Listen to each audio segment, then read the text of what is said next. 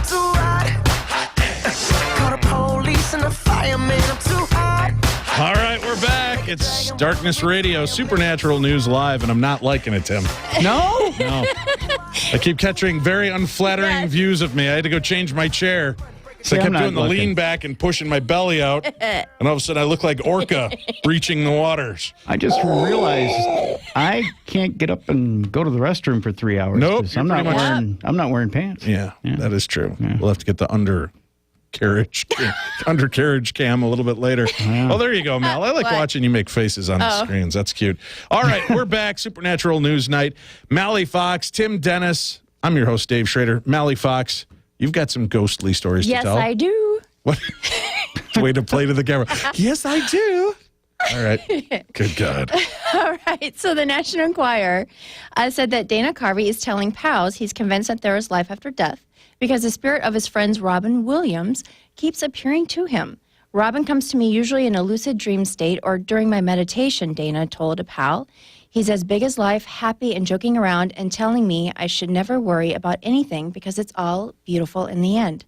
Sadly, Robin committed suicide on August 11, 2014, at the age of 63. Dana had good reason to worry about death. He survived a botched heart surgery in 1998. He filed a malpractice lawsuit and was awarded nearly $8 million in damages. Wow. I know. That was his highest paying role to date. Hashtag too soon. I don't know. Thank you, everybody. Thank you. Yep. Robin supported me when my health was bad, and he still supports me now, Dana said. Robin's visits were a little spooky at first, but now I look forward to those little visits from my friend.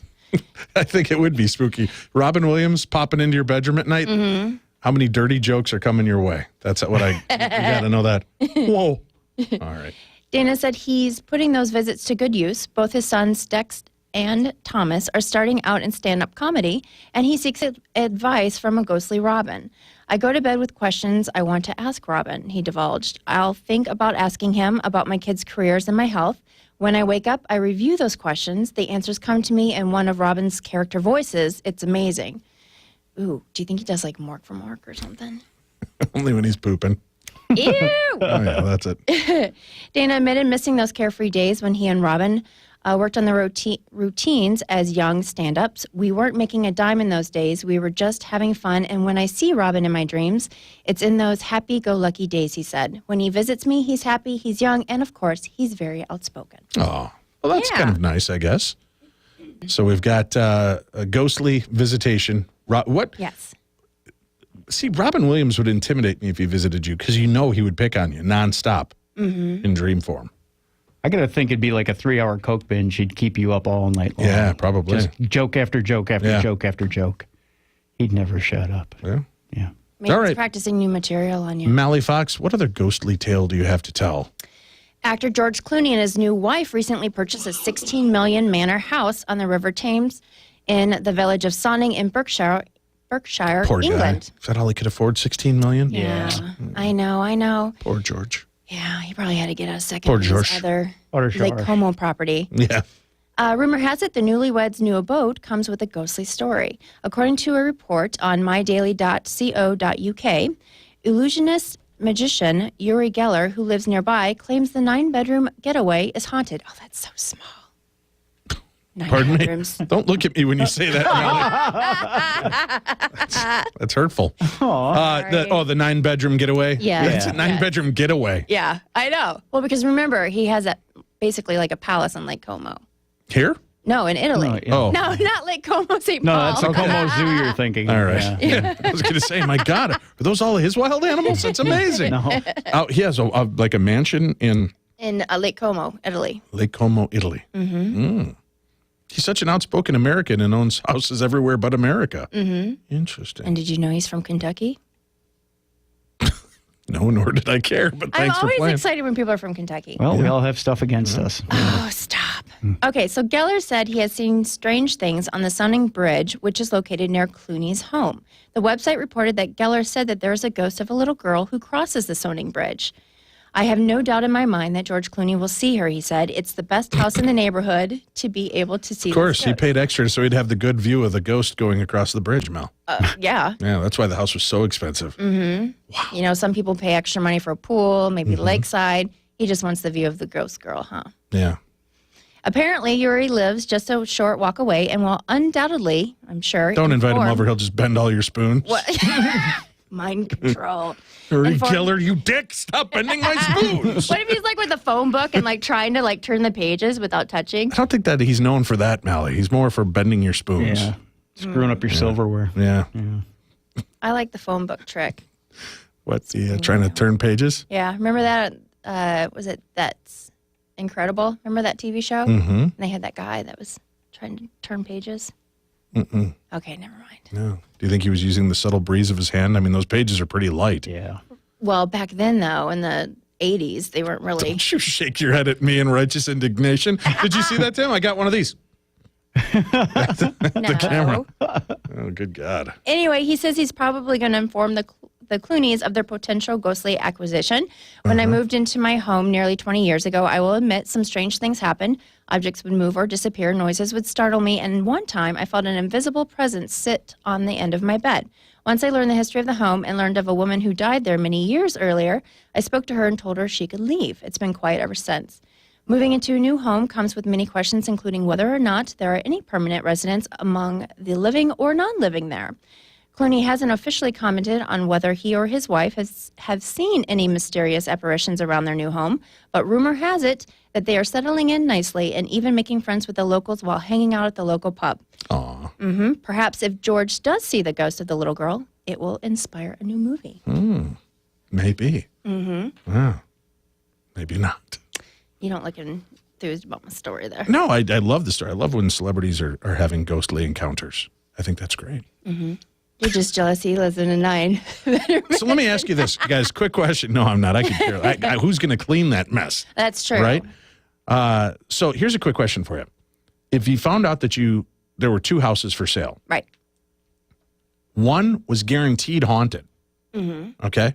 The second house was the house of a serial killer where bodies had been buried in the house and in the backyard. Right. But nobody's mentioned if it's haunted or not. Which house would you be less willing to buy? I probably would not buy the house with the serial killer. Okay. Tim, how about you? All right, look, how about this? One house, suicide family. Ew. The other house, serial killer. Ew. Yeah, which one would you buy? One. Would you want the one that's for sure haunted so you could try to communicate? Or would you want the one where a serial killer lived? Because that's got to be an icky funk left in that house. Well, they would both have icky funks. But you might still have a surprise, like a Cracker Jack box in the serial killer house. Yeah, that's right. Yeah. Like a Cracker Jack box. Yeah. You're so disturbing. You might be digging down in the basement and you might find the ring. Well, how many people committed suicide? like it matters. I'm trying to think. Well, you know, if there's only a serial 4. killer and Only like 4. all the bodies were buried there in the backyard, you know, if there's 20 of them, I'll go with the 4. Because, Jeffrey Dahmer's like childhood home where he did one of his first kills has been on the market for a long time. Right. The guy that owns it is a musician who used to be a part of the band The Waitresses, and he's won other awards. But he's had his house on the market. I wonder if that's got to be a pretty hard market to sell, knowing that this is Jeffrey Dahmer's childhood home where one of his first kills took place. I'm sure there's plenty of serial killers in Wisconsin who will buy that home. So, you're fine. But it's a joke. Yeah. I know. Painful. I wasn't. All right, you had one more quick one here. Oh, yeah. Or no? I thought he was going to finish a story. Oh, I'll take the suicide house for $500, Alex. You would take the suicide house? You would not take the house owned by the serial killer? No. No. That feels like that would have like a dark, yeah, blech, you just couldn't get rid of. No OxyClean is going to take care of that bad boy. Well, and hopefully, like the suicidal family, they like passed away gently and just kind of drifted into sleep. Could be. Hopefully. Yeah. But I mean, That's like, still icky. you look at the DeFeo house, the Amityville house. The Lutz family goes in and buys this knowing an entire family's been slaughtered in this house. So you have a serial killer, Right. right, kind of thing, plus kind of that suicide thing going on, right? I mean, that feel, that, I don't know. I don't know that I could, I don't know that I would do that. The jaded part of me would be like, that might be interesting to investigate. But then again, I don't want to open that portal in my home. I don't know. All right, Mel, get to your last story and we'll go to break. Okie dokie. According to the Hollywood Reporter, the Kingdom star, which is Nick Jonas, has nabbed a recurring role in Scream Queens, an upcoming horror comedy anthology premiering this fall on Fox. Is this where he comes out of the closet? Scream Queens? What, too soon? Oh. Too soon, sorry. Nick Jonas, I love you. My daughter's madly in love with Nick Jonas. He was really? here, you know. Yeah, I know. He was? My daughter came and met him. Bring her up here. Yeah.